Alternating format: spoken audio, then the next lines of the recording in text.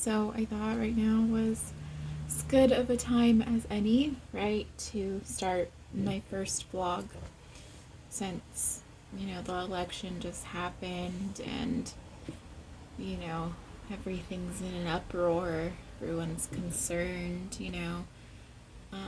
I have friends that are all across the spectrum of who they voted for, what they support. Um, and I see a lot of posts that are like, if you voted for Biden, please unfriend me, or if you voted for Trump, unfriend me right now. And that's just petty. It's just, I know that like a lot of the times what you believe politically is like a very good representation of who you are as a person, but who you vote for might not necessarily be a representation of who you are. It might just be who you thought was the best out of the options we were given. I know people who didn't vote at all because they weren't going to just pick the lesser of two evils. And that's okay too. I think it's really important to vote. Even if you don't vote for president, there's still other things that are there to vote for, like props or judges, justices, seats within like the House of Representatives. There's just other things that you vote for when you are voting. And I think that's really important to vote for, because I feel like if you're not voting, you don't necessarily have a right to complain about how things are going. And a lot of people don't necessarily feel like that. They feel like they can just complain all they want, regardless of them voting. I definitely agree that there was better options than what we had picked as the United States. Like, out of all of the people who were running, that's who we could come up with was two pedophiles. That was it. All right, cool. That's great. I myself was a big Pete fan. Loved him. I even donated. I never donate. I never put money towards anyone, okay? But I did with him and loved him. And then he drops out and endorses Biden. It was stressful.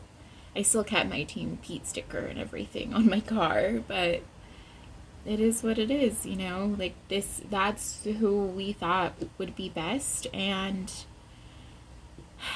those were our options. I know people who voted for Jo Jorgensen. She was the Liberal Party representative, and I'm registered as a Liberal, and a lot of people didn't even know who she was. That's usually how it goes, that most people don't know the other party representatives. They only go based on our two-party system, which is definitely a big fault in our system anyways, is the two-party system, because there's not one party that's going to have every ideal that we feel.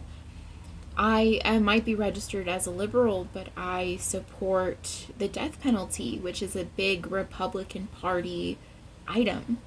And I support taxing those who make a lot of money, which is a Democratic Party thing. I support a lot of socialist ideas, but I'm registered as liberal. I also support guns, like the whole, right to bear arms and all that, which is a big Republican Party thing. And it's not every person is going to support everything that their party does. That two-party system, complete disaster. Complete disaster. And can't tell a lot of people that, they're going to get upset and offended. Also, they just make assumptions of who you are as a person depending on your party. So when I tell people, oh yeah, I'm registered as a liberal, they're like, oh my god, and you're a snowflake and a liberal cunt, and I get all sorts of really fucked up shit all the time. All the time. And you could say the same thing about Republicans, but that's your party does not represent who you are a lot of the time, and who you voted for doesn't necessarily represent that either. Sometimes you're just picking who's going to be best out of the options you're given. And unfriending people because of who they voted for is just a childish, petty thing to do. It really is. It doesn't make any sense to do that. And politics is always one of those touchy topics that you never want to offend anyone, and I don't understand why we can't just agree to disagree on a lot of things. I get it though, a lot of my family, they're very, very Republican and very huge Trump supporters, which didn't make any sense to me because a lot of my family is very redneck as well. So a lot of the times we're living off of the system and the government. All growing up, we were very poor. We had what we needed, to live, but we lived paycheck to paycheck, and Trump never helped anyone like that, It didn't make any sense for them to be Trump supporters, but we just don't talk about politics because it is a touchy subject and everyone gets mad and angry and yelling and arguments, so it's really hard to just agree to disagree, but I feel like that's really just the best option. I have friends who are Trump supporters, and we can have very good debates and then end with a let's agree to disagree, and that's really great. It's good to have that. I have friends who are, very liberal, and I've seen them have friends who are Trump supporters, and they agree to disagree. There's no arguments, and that's really what adulthood is about agreeing to disagree, coming to terms and agreements without fighting. But politics is one of those things.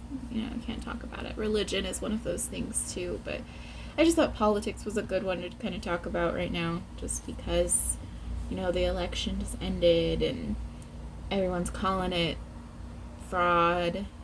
Although no one called it fraud when Trump won, because he only won the electoral vote. He didn't win the popular vote, and results were announced like 2-3 o'clock in the morning the next day. This one, it took a few days to count everything out, and he only won by a smidge, by like a smidge, and all of the seats that were up for grabs ended up being Republican anyways. So if it was rigged and the Democrats did it, why would they rig it for president but not rig it for the seats in the House?